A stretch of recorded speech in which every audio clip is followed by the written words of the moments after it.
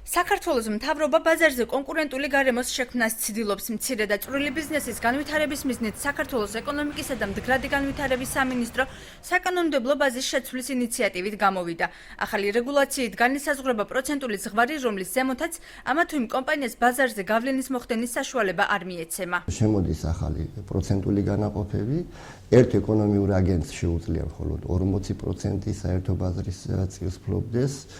50%-ს სამი ეკონომიური აგენტი, 5 არა უმეტეს 80-ისა. წლების განმავლობაში მონოპოლისტმა კომპანიებმა მცირე ბიზნესი დააზარალა, საწარმოების ნაწილი კი ბაზრიდან მთლიანად გააქრო, აცხადებს ფარმაცევტული კომპანია ჰეკატეს მფლობელი. როდესაც ახალი დიდი მოთამაშე შემოდის და უკვე არსებული მოთამაშეებს უმცირდებათ გარკვეული მარჟა, ანუ მოგების გარკვეული დონე, მაშინ ისინი ცდილობენ დანაკარგი აინაზღაურონ ბაზრის წილის გაფართოებით და გამონთავისუფლებულ წილს ისინი ავტომატურად იერთებენ. კონკურენციის გაქრობაზე საუბრობს ეკონომიკის ექსპერტი პაატა აროშიძე ნავთობპროდუქტის ბიზნესშიც. 2004 წლამდე ავტობის იმპორტს ეწეოდა დაახლოებით 5-7 კომპანია. დღეისათვის არის თითზე ჩამოსახლელი. კარტერული გარიგებების, სახელმწიფო გეოგრაფიული, ოლიგოპოლიური თუ სხვა სახის მონოპოლიების გარდა ვლადიმერ მახარაძე კიდევ ერთი სახის მონოპოლიაზე საუბრობს, რომელიც საქართველოში დამკვიდრდა. ავერსის შემთხვევაში უკვე გასაგები იქნება ყველაფერი. თავი მოიყარა ისეთმა სხვადასხვა სექტორებმა, როგორც არის ჰოსპიტალური სექტორი,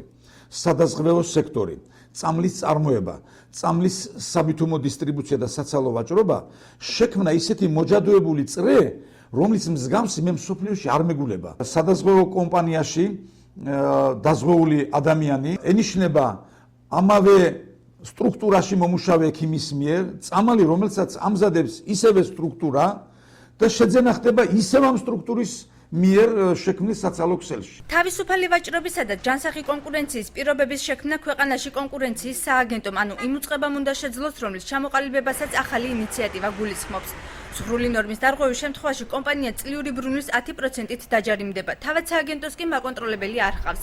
ამიტომაც სპეციალისტები ფიქრობენ, რომ ნებისმიერ შემთხვევაში თავისუფალი ვაჭრობის გამსაზღვრელი პოლიტიკური ნებაა. კანონიც როცა შევა ძალაში, ისიც ხომ იმ მმართველმა პოლიტიკურმა გუნდმა აუმშოვოს, რომელიც ამ კანონს იღებს. ამიტომ პირველ რიგში ბიზნესმენი პოლიტიკურ ნებას უყურებს, თვალს ადევნებს და როცა ის დადევით მესიჯებს ღებულობს, ამის შემდეგ უფრო გაბედული ხდება. კანონის მიღებასთან უნდა მოყვეს შესაბამისი სამსახურის შექმნა, რომელიც ისეთი ბერკეტებით იქნება აღჭურვილი, რომელსაც ექნება უფლება გამოავლინოს მონოპოლისტები, ექნება უფლება გარკვეულწილად იმოქმედოს ამ მონოპოლისტებს. შეერთებული შტატების ანტიმონოპოლურმა სამსახურმა კომპანია Microsoft-ი გაყო ორად, იმიტომ რომ ის იყო კომპიუტერული ტექნიკის წარმოებელიც და ის იყო კომპიუტერული პროგრამების წარმოებელიც. ახალი რეგულაციებით მოსალოდნელი წინ გადადგმული ნაბიჯების გარდა ბიზნესმენები საფრთხეებსაც ხედავენ.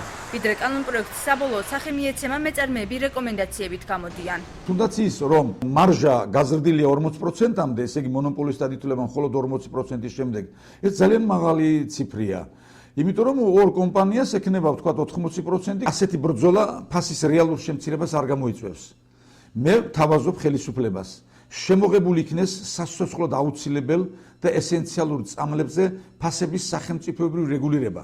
ასეთი გამოცდილება არის ევროპაში, მსოფლიოში. კანონში არის გაწერილი, რომ ასეთ შემთხვევაში კონკურენციის სააგენტო ვალდებული არის დაშალოს. შესაძლოა კანონმა არ იმუშაოს, არა იმიტომ, რომ ცუდად არის დაწერილი, არამედ იმიტომ, რომ შესაბამისმა პირებმა, რომლებიც იქნებიან ვალდებული თავის ფუნქციების შეასრულონ, შეიძლება ეს შეასრულონ არასათანადოდ. ანტიმონოპოლიური საბჭო ქვეყანაში მე-20 საუკუნის 90-იანი წლებიდან არსებობდა, თუმცა იგი ვარდების რევოლუციის შემდეგ მისი უუნარობის გამო გაუქმდა. ხელმეორედ ანტიმონოპოლიური კანონი გასული წლის მაისში ამოქმედდა. კიდევ უფრო დახვეწილი სახით, თუ კი ეკონომიკის სამინისტრო პარლამენტის დარწმუნებას შეძლებს, იგი 30 მაისს უნდა დამტკიცდეს.